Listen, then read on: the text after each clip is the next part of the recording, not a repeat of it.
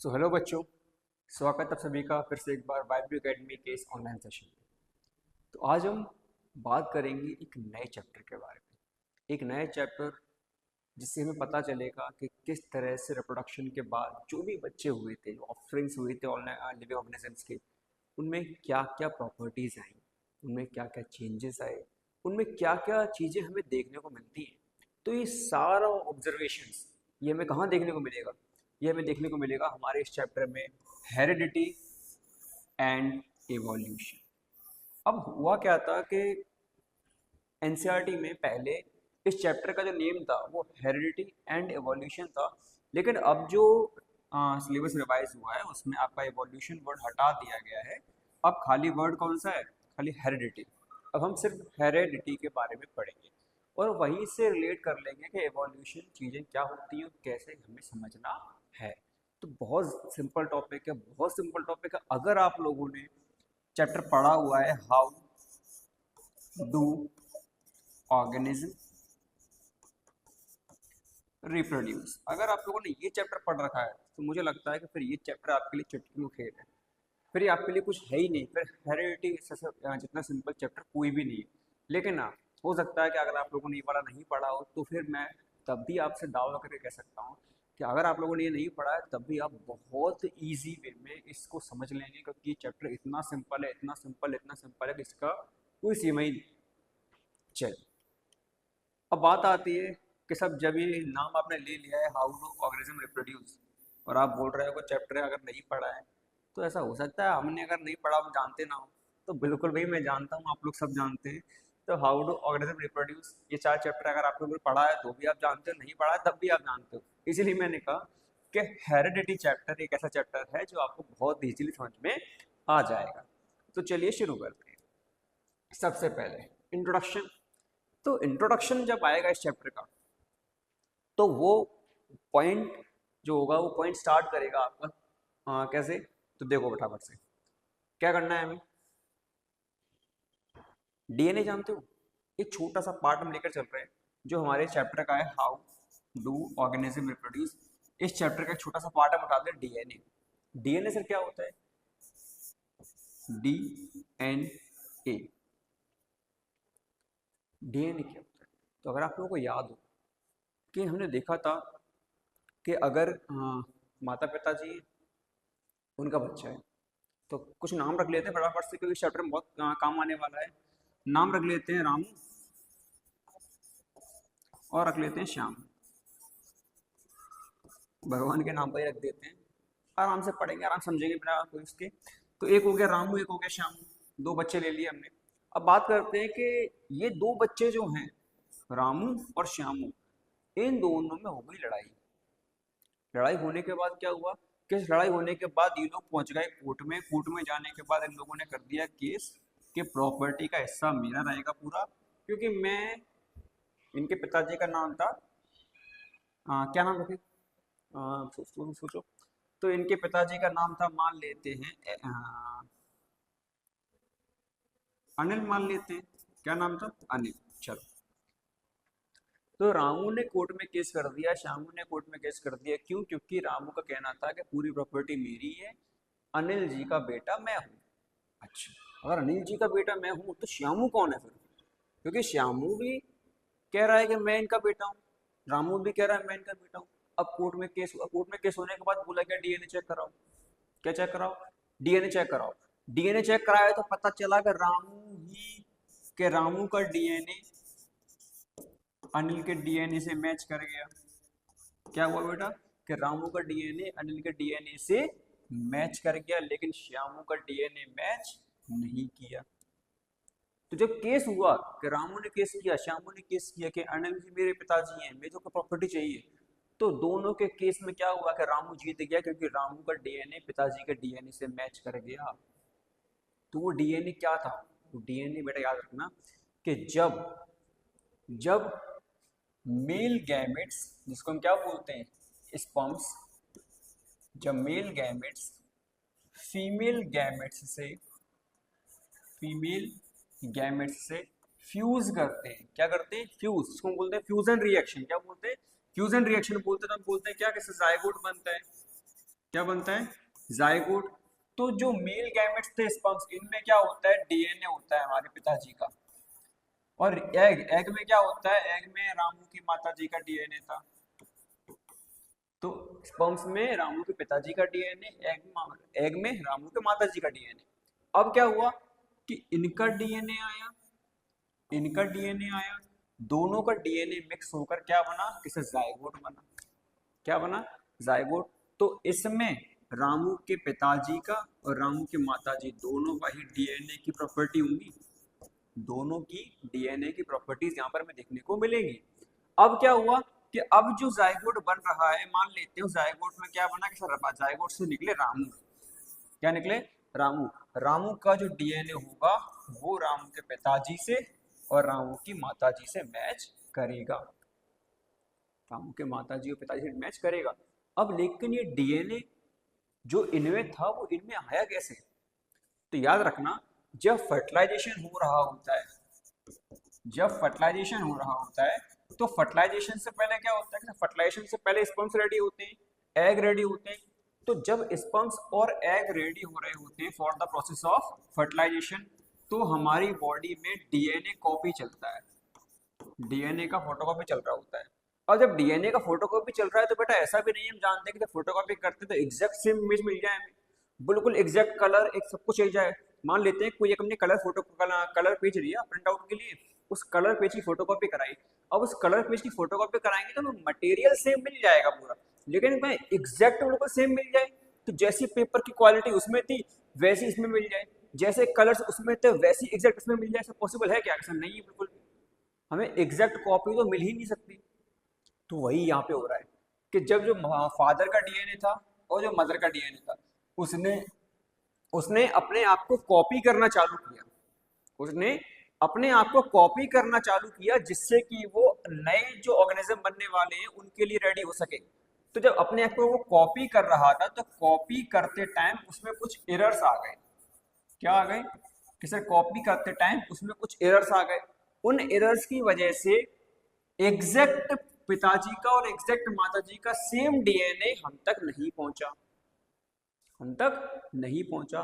तो कॉपी करने के बाद जो कॉपीड डीएनए था, कौन सा, कि जो कॉपीड डीएनए था वो कहां चला गया, स्पर्म्स में। और वही कॉपीड डीएनए जो माताजी से आया वो कहां चला गया, कैसा, वो आ गया एग में। तो इस तरह से अब जब इनका फ्यूजन हुआ, फर्टिलाइजेशन हुआ, जो जायगोट बना, उस जायगोट में भी कौन सा डीएनए आया, वो जायगोट में कॉपीड डीएनए आया, एग्जैक्ट डीएनए ट्रांसफर नहीं हुआ।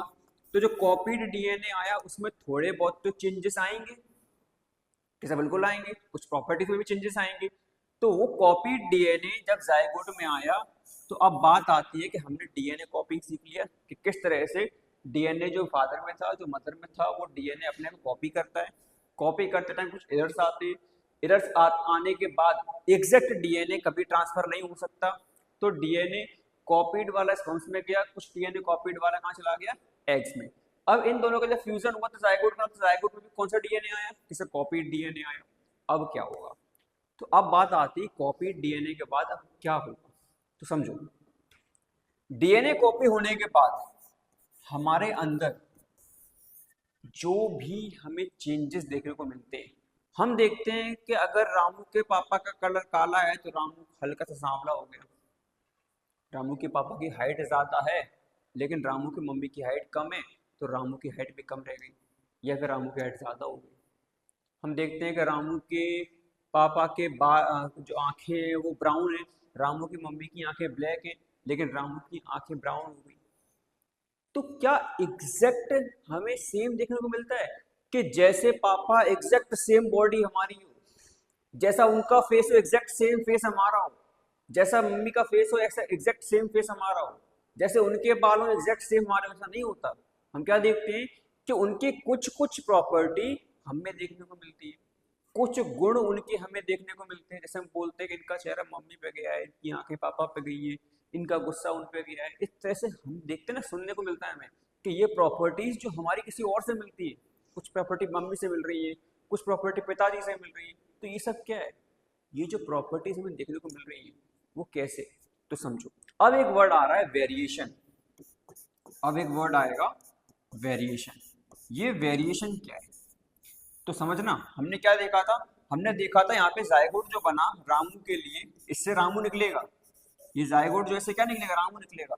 तो रामू को कौन सा डीएनए मिला, क्या एग्जैक्ट डीएनए मिला, क्या नहीं, कौन सा मिला, कॉपी मिला। कॉपी डीएनए में क्या होता है, इसका एरर होता है, एग्जैक्ट नहीं होता, सारी प्रॉपर्टी सेम नहीं होती।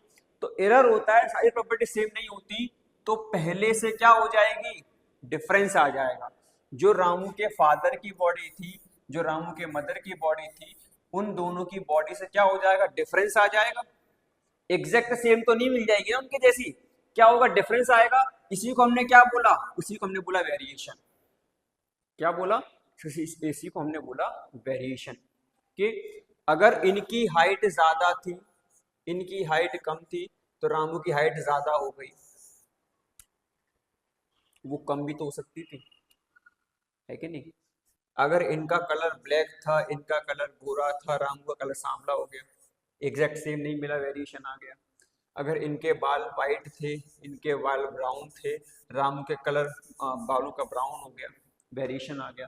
तो यही है कि जब डीएनए कॉपी के दौरान एग्जैक्ट डीएनए नहीं पहुंच पाता, डीएनए में एरर आ जाता है, कॉपी डीएनए ट्रांसफर होता है, तो उससे क्या होता है, हमारी बॉडी में कई सारी वेरिएशंस आती हैं, कई सारी वेरिएशंस आती हैं हमारी बॉडी में, आपको कई सारे चेंजेस देखने को मिलते हैं। और ये हमारी बॉडी एग्जैक्ट मदर या फादर जैसी नहीं हो सकती। रामू अपने पिताजी के जैसा एग्जैक्टली नहीं दिख सकता, रामू अपनी माता जी के जैसा एग्जैक्टली नहीं दिख सकता, क्योंकि उसको एग्जैक्ट डीएनए नहीं मिले, कॉपी डीएनए मिलने की वजह से उसमें क्या आ गई, उसमें आ गई वेरिएशंस। क्या आ गई कि सर, उसमें आ गई वेरिएशंस। इतना हम लोगों ने जान लिया बहुत अच्छी तरीके से। अब हम बढ़ते हैं आगे, कि सर वेरिएशन जान लिया, डीएनए कॉपिंग जान ली, तो अब हेरिडिटी के बारे में समझाओ। तो आ जाओ बेटा इंट्रोडक्शन पे, समझते हैं कि हेरिडिटी होता क्या है। तो जब हम हेरिडिटी की बात करेंगे, व्हाट इज हेरिडिटी, तो समझिए, हेरिडिटी मतलब होता है कि फादर या मदर से प्रॉपर्टीज, सर प्रॉपर्टी वर्ड बहुत पुराना हो गया है, कुछ नया वर्ड लेते हैं। तो फादर या मदर से कैरेक्टर्स का ट्रांसफर होना। क्या बोला मैंने, कि सर फादर या मदर से कैरेक्टरिस्टिक्स का ट्रांसफर होना, किसमें, कि सर ऑफस्प्रिंग में। तो भाई ये तो हो गई हमारी एक डेफिनेशन, कि the transfer of characteristics of father and mother to offspring. तो ये तो डेफिनेशन हो गई। क्या समझे हिंदी में, समझो।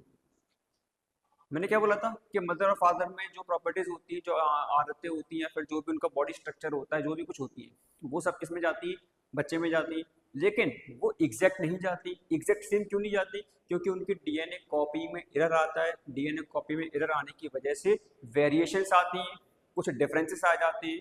तो वही सेम देखने को मिलेगा कि फादर और मदर से उनकी प्रॉपर्टीज, उनके कैरेक्टरिस्टिक्स जब उनके बच्चे में ट्रांसफर होते हैं, तो उसको हम क्या बोलेंगे, उसको हम बोलेंगे हेरिडिटी। क्या बोलेंगे, इट्स अ हेरिडिटी, मतलब the transfer of characteristics from father and mother to their offspring is known as heredity. कोई डाउट, बहुत सिंपल डेफिनेशन है। इसी से मिलती जुलती एक वर्ड और आती है, इनहेरिटेंस। क्या आती है, इनहेरिटेंस। इनहेरिटेंस को भाई बोला जाता है हिंदी में, एक बार गूगल कर लेना इसको, तो आपको क्या मिलेगा कि इसका मतलब होता है विरासत। क्या होता है, विरासत। तो भाई जो चीज हमारे दादाजी में थी कि उनकी आंखें ऐसी थी, वही चीज हमारे पिताजी में आई कि उनकी आंखें भी वैसी थी दादाजी जैसी, और वही चीज हमारे अंदर आ गई तो हमारे आंखें भी वैसी हो गई। तो ये क्या है, तो सर ये तो विरासत से चली आ रही है। क्या है, कि विरासत चली आ रही कि पहले उनके पास थी, अब उनके पास, अब उनके पास, अब मेरे पास चली आई है कि नहीं। तो वही है कि इनहेरिटेंस को हम कैसे रिलेट करें। तो हमने भी क्या सीखा था, हेरिडिटी। क्या सीखा था, अभी हम लोगों ने हेरिडिटी के बारे में जाना था कि हेरिडिटी क्या होता है। हेरिडिटी मतलब ट्रांसफर ऑफ कैरेक्टर्स। क्या होता है कि सर ट्रांसफर ऑफ कैरेक्टर्स, हम वहां पे क्या कर रहे होते हैं, हम पेरेंट्स से कैरेक्टर्स को ऑफस्प्रिंग में ट्रांसफर कर रहे थे। पेरेंट्स से कैरेक्टर्स को ऑफस्प्रिंग में ट्रांसफर कर रहे थे, और इसी पूरी प्रोसेस को इनहेरिटेंस कहा जाएगा। दोनों वर्ड खत्म आपके। हेरिडिटी मतलब कि ट्रांसफर ऑफ कैरेक्टर्स, और इनहेरिटेंस मतलब कि this process is known as inheritance, कि ये पूरी प्रोसेस जिसमें हेरिडिटी हो रही थी और पेरेंट्स से कैरेक्टर्स का ट्रांसफर ऑफस्प्रिंग में हो रहा था, यही पूरी प्रोसेस इनहेरिटेंस कहलाएगी। कोई डाउट? क्लियर हो गया होगा बहुत अच्छे से। तो चलिए आगे बढ़े फटाफट से बिना देरी किए। अब हम बात करते हैं अपने नेक्स्ट टॉपिक के बारे में कि हमने हेरिडिटी पढ़ ली है, हमने इनहेरिटेंस पढ़ लिया है। अब इसके बाद क्या आएगा बताओ, क्या आएगा इसके बाद? तो बहुत छोटे छोटे चीजें हैं। अब हम बात करते हैं कुछ टर्म्स के बारे में, पढ़ लें फटाफट से, कुछ टर्म्स जान लें। तो समझो, हम लोगों ने जब वेरिएशन जाना था, हमने क्या जाना था कि हमने वेरिएशन जाना था, उस वेरिएशन में कुछ हमने बताया था। तो वेरिएशन के बारे में थोड़ा दोबारा से पढ़ लेते हैं कि हमने स्टार्टिंग कहाँ से की, कैसे स्टार्टिंग हुई हमारी। अगर हम सेल के बारे में जाना थोड़ा सा, सेल के बारे में क्या होता है कि सेल होता है सर, एक सेल के अंदर क्या होता है, न्यूक्लियस होता है। न्यूक्लियस के अंदर सर होते हैं क्रोमोसोम, थ्रेड लाइक स्ट्रक्चर इनको हम बोलते हैं। क्रोमोसोम हो गए, क्रोमोसोम के अंदर पाया जाता है डीएनए। इस डीएनए से क्या होता है, कैरेक्टर्स का ट्रांसफर होता है। क्या होता है कि सर इस डीएनए से कैरेक्टर्स का ट्रांसफर होता है।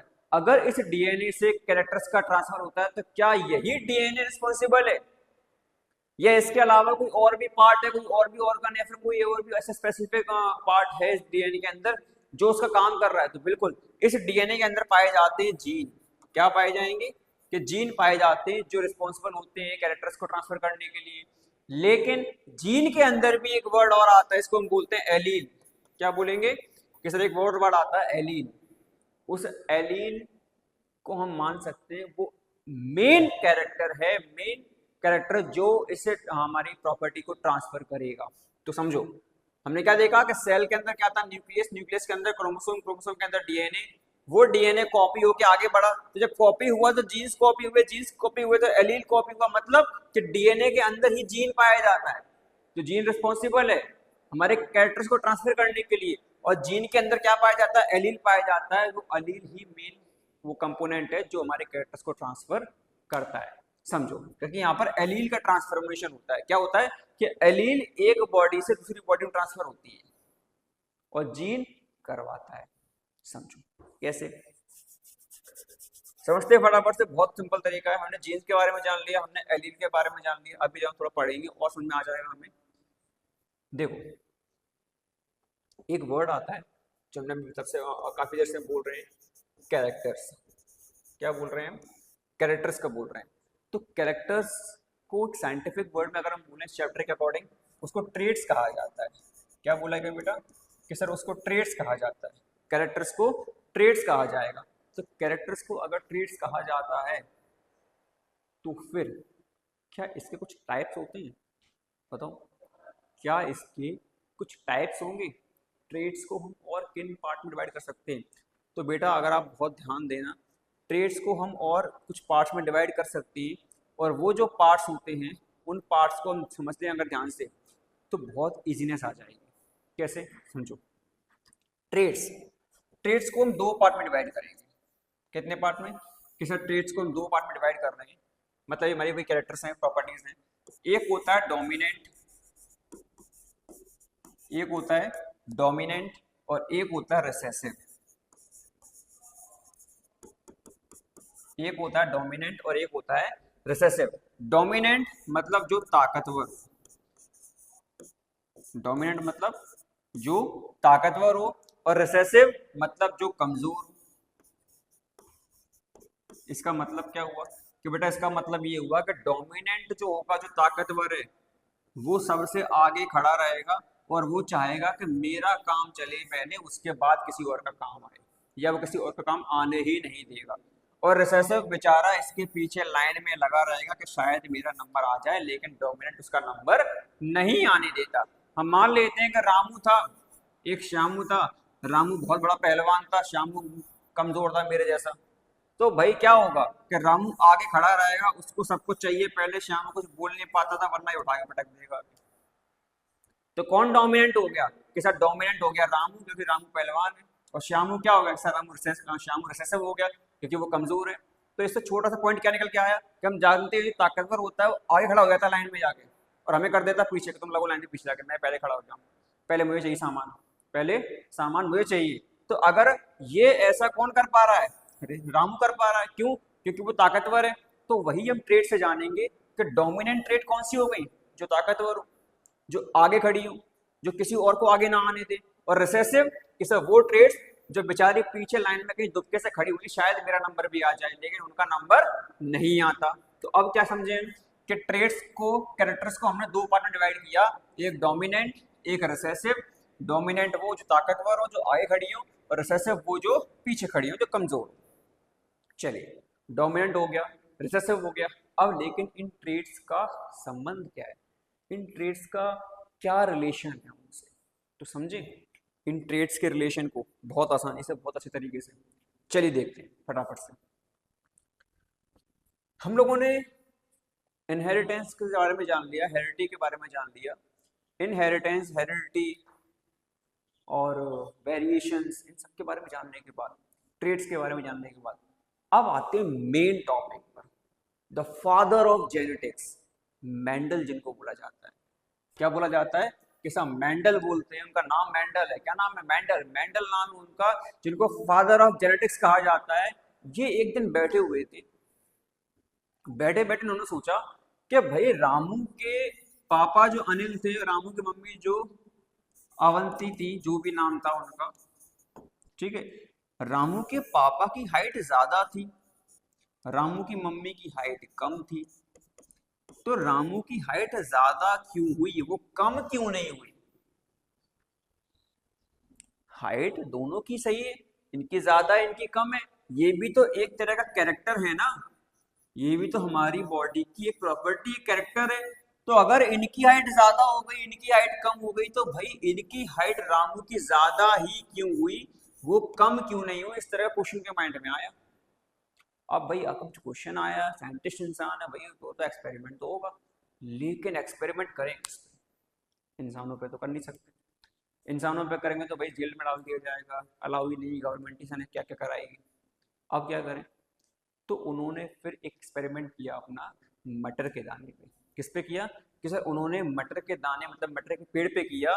क्यों किया? क्योंकि वहां पर आपको वेरिएशंस बहुत ज्यादा देखने को मिलती है, वहां पर आपको वेरिएशन बहुत ज्यादा देखने को मिलती है, और वो इजीली आइडेंटिफाइबल है, उनको आप इजीली आइडेंटिफाई कर सकते हो। इसीलिए उन्होंने मटर का पेड़ लिया। अब जब उन्होंने मटर का पेड़ लिया, तो मटर का पेड़ लेने के बाद उन्होंने क्या देखा? उन्होंने देखा कि मटर के पेड़ की हम दो टाइप लेते हैं, प्लांट 1 और प्लांट 2। दो पेड़ लिए, एक पेड़ लिया जिसकी हाइट ज्यादा है, एक पेड़ लिया जिसकी हाइट कम है। तो अब क्या यही कैरेक्टर है, यही ट्रेट है? तो नहीं, ये तो हमने कैरेक्टर के बारे में बता दिया, लेकिन ट्रेट बनाए कैसे? तो ट्रेट कैसे बनती समझो। अगर हाइट ज्यादा है तो हम इसको कैपिटल एच से मान लेते हैं, लेकिन ये हमेशा पेयर के फॉर्म में आता है। तो याद रखना, ये हमारा बन गया एक जी, ये हमारी क्या बन गई? एक ट्रेट बन गई। ट्रेट क्यों? क्योंकि बेटा इसके अंदर ये जो कैपिटल एच आया है, यही रिस्पॉन्सिबल है आपकी हाइट के, यही रिस्पॉन्सिबल है आपकी हाइट के लिए। और याद रखना, ये हमेशा पेयर के फॉर्म में होती है। किसके फॉर्म में? पेयर के फॉर्म में। और इन्हीं को एलील बोला जाता है। क्या बोला जाता है? कि इन्हीं को एलील बोला जाता है। अब अगर हम बोल रहे हैं हाइट छोटी है, तो कैपिटल एच से दिखा दो। कैपिटल एच दो बार, क्यों? क्योंकि हमने बोला कि ट्रेड्स हमेशा पेयर में आती हैं, ट्रेड्स हमेशा पेयर में आती हैं, और ट्रेड्स के अंदर आने वाले जो मेंबर्स होते हैं उनको हम बोलते हैं एलील। तो हम ये कह सकते हैं कि ट्रेड्स के अंदर जो एलील्स होते हैं वो हमेशा पेयर में होते हैं। किसमें होते हैं? कि सब पेयर में होते हैं। तो इतना जान लिया कि हाँ सर जान लिया। प्लांट 1 हो गया, प्लांट 2 हो गया, इसकी हाइट ज़्यादा थी तो कैपिटल एच, इसकी हाइट कम थी तो स्मॉल एच। तो अगर कैपिटल एच बड़ी हाइट को दिखा रहा है, स्मॉल एच शॉर्ट हाइट को दिखा रहा है, तो हमने देखा कि हमने कैपिटल एच को दो बार लिया। दो बार क्यों लिया? क्योंकि किसी भी ट्रेट के अंदर जो एलियंस होते हैं वो एलियंस हमेशा किस में आते हैं? कि सर वो हमेशा पेयर के फॉर्म में आते हैं। उसके बाद क्या हुआ कि हमने एक पेयर यहाँ पे लिया, टॉल हाइट के लिए, एक पेयर यहाँ पे लिया शॉर्ट हाइट के लिए। अब क्या कर रहे हैं कि अब मेंडल ने बोला कि हमने 2 प्लांट तो ले लिए, हमने 2 एलील्स भी ले ली, सॉरी तो हमने 2 ट्रेट्स भी ले ली। अब वो क्या कर रहे हैं कि अब इनमें उनने कराया क्रॉस पॉलिनेशन। क्या करवाया कि सर उन्होंने 2 पौधे लेने के बाद क्रॉस पॉलिनेशन करवा दिया। अरे भाई क्रॉस पॉलिनेशन हमें नहीं पता, बता दो क्या होता है। तो क्रॉस पॉलिनेशन और एक होता है सेल्फ पॉलिनेशन। तो क्रॉस पॉलिनेशन में हम लोगों ने क्या किया कि हम लोगों ने 2 पौधे लिए, उन दोनों पौधों को पॉलिनेट करवाया, ठीक है। और अगर सेल्फ पॉलिनेशन होता तो वो पौधा खुद से ही पॉलिनेट कर लेता अपने आप से, ठीक है। तो क्रॉस पॉलिनेशन करवाया, तो क्रॉस पॉलिनेशन में यहां से कुछ अपने आए, कुछ यहां से आए। अब समझो क्या, क्रॉस पॉलिनेशन में जब एक नया पौधा बनेगा तो उसमें ट्रेट कौन सी आएगी, उसमें ट्रेट कौन सी आएगी, कैरेक्टर्स कौन से आएंगे। इसमें कौन से थे कि सर इसमें थे कैपिटल एच, तो यहां से एक कैपिटल एच उठा लो, एक एलील उठाया, एक एलील यहां से उठाया स्मॉल एच, इन दोनों एलील को मिक्स करवाया तो क्या बना कि एक कैपिटल एच बना और एक स्मॉल एच बना। क्या बना कि सर एक कैपिटल एच और एक स्मॉल एच बना। अब क्या हो रहा है कि सर ये हमारी पूरी एक ट्रेट बन गई, ये हमारी पूरी एक ट्रेट बन गई। इसका मतलब कि अब इस पौधे की जो हाइट होगी वो हाइट कैसी होगी, क्योंकि इसमें तो कैपिटल एच भी है जो टॉल हाइट को दिखा रहा है, इसमें स्मॉल एच भी है जो शॉर्ट हाइट को दिखा रहा है। तो अब क्या करें, तो अब आ जाओ बैक, जो हम लोगों ने अभी जाना था किसके बारे में, कि हम लोगों ने अभी डोमिनेंट और रिसेसिव ट्रेट के बारे में जाना था। अब उस पर आ जाओ, जब भी डोमिनेंट ट्रेट होगी तो उसको हमेशा कैपिटल लेटर से लिखा जाएगा, जब भी रिसेसिव ट्रेट आएगी तो उसको हमेशा स्मॉल लेटर से लिखा जाएगा। आपका डाउट यहाँ पर क्लियर हो गया होगा। तो मैंने क्या लिया था अभी कि सर आपने लिया था अभी, कहाँ गए हम, ये आपने बोला था कि ट्रेट आई है वो ट्रेट में एक कैपिटल एच एक स्मॉल एच है। Capital H is for dominant, small H is for recessive. तो हमने क्या बोला था कि डोमिनेंट वाला अपनी ताकत के दम पर क्या कर देगा, आगे खड़ा हो जाएगा, वो रिसेसिव को आगे आने ही नहीं देगा। तो डोमिनेंट कौन है, ऐसा कैपिटल एच डोमिनेंट है। कैपिटल एच क्या करेगा, टॉल हाइट को आगे कर देगा, वो स्मॉल हाइट को, शॉर्ट हाइट को आगे नहीं आने देगा। मतलब इस पौधे की हाइट कैसी हो जाएगी, इस पौधे की हाइट हो जाएगी टॉल। कैसी हो जाएगी, जैसे पौधे की हाइट हो जाएगी टॉल, क्योंकि यहाँ पे डोमिनेंट ट्रेट भी है। और याद रखना कभी भी किसी भी ट्रेट में पेयर में डोमिनेंट अगर आ जाए, कहीं पर डोमिनेंट दिख जाए कैपिटल में, तो समझ जाना उस ट्रेट का जो कैरेक्टर होगा, जो प्रॉपर्टी होगी, जो हमें दिखाई देगी, जो हमें दिखाई देगी वो कैसी होगी, वो डोमिनेंट वाली होगी। कैसी होगी कि सर वो होगी डोमिनेंट वाली। अब इसी से हम एक प्रॉपर्टी और समझ लेते हैं कि हमने बोला कि अगर कैपिटल एच था और स्मॉल एच था, हमें यहाँ पे दोनों ही टाइप के एलील दिखे, लेकिन हमने कहा कि जो कैपिटल एच है वो डोमिनेंट है, और डोमिनेंट क्या होता है, ताकतवर होता है। तो उसने अपना क्या किया कि उसने लाइन में सबसे आगे खड़े हो गया, उसने कहा कि मैं पहले खड़ा हो जाऊंगा, तुम पीछे आ जाओ रिसेसिव वाले। तो रिसेसिव पीछे हो गया, तो मतलब हाइट किसकी ज्यादा, कि हाइट ज्यादा हो जाएगी टॉल वाले की। क्यों, क्योंकि डोमिनेंट आगे खड़ा हुआ है, डोमिनेंट की हाइट कैपिटल एच है, तो पौधे की हाइट भी कैसी हो गई, टॉल हो गई। लेकिन है तो इसमें स्मॉल एच भी, है तो इसमें स्मॉल एच भी, तो इसका क्या हुआ। तो अब समझते हैं, यहाँ पर एक छोटा सा टर्म निकल के आता है कि एक होता है सर फेनोटाइप, एक होता है फेनोटाइप, दूसरा होता है जीनोटाइप। एक फेनोटाइप, दूसरा जीनोटाइप। अब ये दोनों ही वर्ड आपको बहुत इजीली समझ में आ जाएंगे। फेनोटाइप, फेनोटाइप वो जो फिजिकल अपीयरेंस से संबंधित हो, which is related with physical appearance. और जीनोटाइप के जीनोटाइप वो which is related with terminology, या फिर हम कहें कोडिंग मान लो एक तरह से। क्या मान लें कि एक तरह से कोडिंग मान लो जीनोटाइप। समझो हमने देखा कि हमारे पास एक था कैपिटल एच, एक था स्मॉल एच। क्या था कि सर एक था कैपिटल एच, एक था स्मॉल एच, लेकिन हमें हाइट कौन सी दिखाई दी जब बच्चा हुआ, जब पौधा बना। तो जब पौधा बना तो हमें हाइट दिखाई दी कि पौधा हो गया टॉल। पौधा कैसा हो गया कि सर पौधा टॉल हो गया। क्यों? क्योंकि वहां पर डोमिनेंट कौन था कि सर डोमिनेंट कैपिटल एच था, कैपिटल एच टॉल हाइट को दिखा रहा था, तो डोमिनेंट होने की वजह से पौधे की हाइट भी टॉल हो गई। तो ये था फेनोटाइप। क्या था? फेनोटाइप। कि हमें ट्रेट में, हमें जो ट्रेट्स आ रही हैं उनमें क्या दिखाई दे रहा है, हमें ट्रेट्स में क्या दिखाई दे रहा है, तो हमें डोमिनेंट वाले दिखाई देते हैं। क्या दिखाई देते हैं? डोमिनेंट वाले। पर ऐसा नहीं कि सिर्फ डोमिनेंट वाले ही दिखाई दें, हमें रिसेसिव भी दिखाई देंगे। हमने क्या देखा था कि इसकी हाइट अगर शॉर्ट थी, इसकी हाइट अगर शॉर्ट थी एच से, तो ये क्या हो गया कि सर ये फेनोटाइप हो गया। फेनोटाइप क्यों? क्योंकि इसकी हाइट हमें दिखाई दे रही है। क्या दिखाई दे रही है? शॉर्ट दिखाई दे रही है। शॉर्ट मतलब कि इसकी हाइट छोटी है, इसकी हाइट छोटी, तो वो क्या हो गया? फेनोटाइप। इसका फेनोटाइप क्या है कि इसका फेनोटाइप ये है कि ये टॉल है। अगर मैं बोल रहा हूँ किसी व्यक्ति के बाल काले हैं, किसी के ब्राउन है, फेनोटाइप क्या है कि फेनोटाइप ये है कि उनके बाल काले हैं, इनके बाल ब्राउन। तो जो हमें फिजिकल अपीयरेंस दिखाई देती है वही फेनोटाइप है। और जीनोटाइप कि कोड क्या बन रहा है इसके लिए? कोड ये बन रहा है कि अगर शॉर्ट हाइट को हम लेते हैं तो कोड बन रहा है स्मॉल h 2 बार, तो ये जीनोटाइप हो गया। जीनोटाइप मतलब उसको लिखें कैसे, क्या कोड बनाएंगे? हमने बोला था कि यहाँ पे एक कैपिटल H है, एक स्मॉल h है, तो एक कैपिटल H है, एक स्मॉल h है, तो मतलब कि सर ये जो नया पौधा बना, उस नए पौधे का जो जीनोटाइप है वो क्या है कि वो कैपिटल H और स्मॉल h। ये तो कोड हो गया ट्रेट का, लेकिन फिनोटाइप क्या निकल के आया कि फिनोटाइप निकल के आया कैपिटल H। क्यों? क्योंकि इसकी पौधे की हाइट कैसी होगी? ज्यादा होगी, ड्यू टू डोमिनेंट एलील। कोई डाउट? क्लियर है इतना? तो हमने ट्रेट के बारे में जाना, हमने एलील के बारे में जाना, हमने ये देख लिया कि कौन सा डोमिनेंट होगा, कौन सा रिसेसिव होगा, कैसे हाइट बनेगी, किसकी ज्यादा होगी, किसकी कम होगी।